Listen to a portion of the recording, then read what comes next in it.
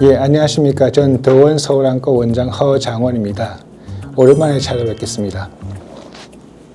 오늘 주제는 제가 외래에서 제일 많이 보고 그리고 많은 분들이 제게 여쭤보시는 망막 점막에 대해서 말씀을 드리도록 하겠습니다.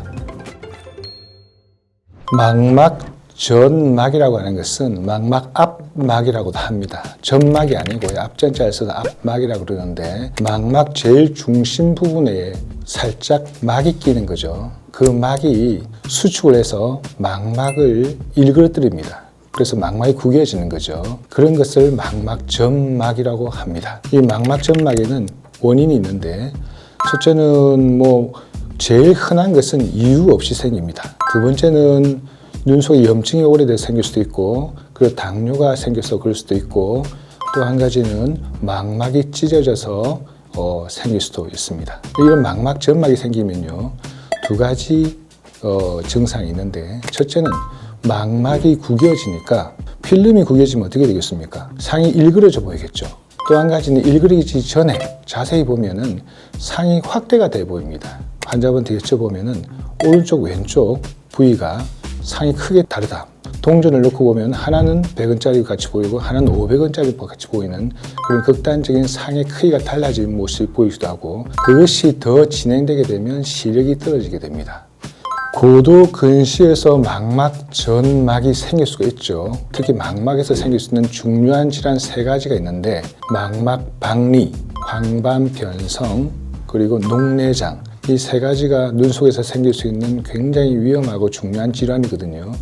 이 세 가지의 가장 중요한 리스크 팩터 중에 하나가 고도 근시가 되겠습니다. 고도 근시가 있으면 망막 점막이 특별히 더 잘생긴 건 아니에요. 망막 점막이라고 하는 것은 망막 표면에서 망막을 잡아서 이것을 힘을 가해서 잡아당기고 있거든요. 그런데 고도 근시가 있으면 눈이 뒤로 더 커지겠죠. 양쪽에서 잡아당기니까 망막이 더 손상을 많이 받겠죠. 그렇기 때문에 고도 근시에서 망막 점막은 일반적인 망막 점막보다 치료가 더 힘들고 더 많은 주의가 필요할 수도 있습니다. 망막 점막은 결국 수술을 해야 되는 거죠.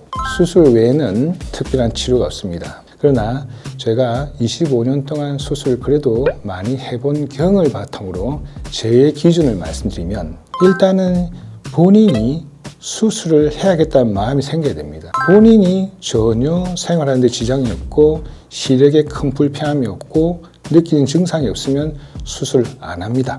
두 번째는 망막 점막이 본인이 크게 못 느끼더라도 정밀 검사에서 시력이 떨어지거나 일그러진 부분이 보이면 수술을 권합니다. 세 번째는 그 속도가 주기적으로 경과를 보고 있을 때 전망막 점막의 진행 속도가 정상적이지 않고 좀 더 빠르다. 그러면 수술을 권합니다. 그래서 저는 이 세 가지 기준에서 수술을 권하고 그리고 이 수술을 생각할 때는 많은 것을 생각해야 되기 때문에 환자가 충분하게 상의를 해서 정말 수술이 필요한가 그것을 찾아내서 수술을 하게 되는 거죠.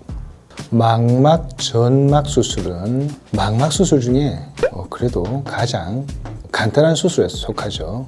일반적인 망막 수술의 주의점과 거의 동일합니다. 그래서 일단은 한 일주일 정도 눈 속에 구멍을 뚫고 들어가기 때문에 감염이 생기지 않도록 조심하는 게 제일 중요하죠. 손을 안 댄다거나 물이 닿는 것을 좀 피한다거나 이런 일반적인 망막 수술에 주의점이 있습니다. 제일 많이 여쭤보시는 것이 혹시나 망막 점막 수술할 때 비행기 타도 되냐고 많이 여쭤보시는 거죠. 눈 속에 일반적인 망막 수술에서 비행기 타도 되냐, 비행기를 타면 안 되는가 하는 것은 눈 속에 가스를 넣느냐 안 넣느냐 하는 것을 가지고 결정합니다. 그래서 눈 속에 가스를 넣는 수술을 하게 되면 비행기 타는 것이 제한이 되고요. 그러나 일반적인 망막 점막 수술은 정상적으로 진행될 때는 눈 속에 가스를 넣을 일이 없죠. 그렇기 때문에 비행기 타시는 건 다 가능하고 일주일 지나서는 제한이 없이 모든 사활동 다 하셔도 되고 눈 쓰시는 것도 크게 문제가 없으세요. 특별하게 감염만 주의하시면 특별히 일반적인 주의사항은 없다라고 말씀을 드릴 수 있습니다. 망막 점막 수술 후에 발생할 수 있는 합병증은 일반적인 망막 수술과 똑같이 제일 흔한 합병증은 백내장입니다. 백내장 수술을 아직 안 받으신 분들이 망막 수술을 받게 되면 백내장이 말려져. 수술을 하게 되면 망막이 점점 펴지면서 시력이 차차차차 좋아지는데요.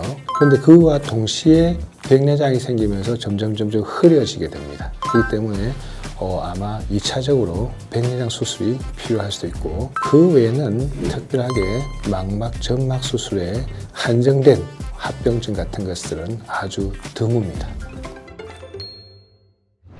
지금까지 망막 점막에 대해서 말씀드렸습니다. 다음은 더 좋은 주제로 다시 찾아뵙도록 하겠습니다.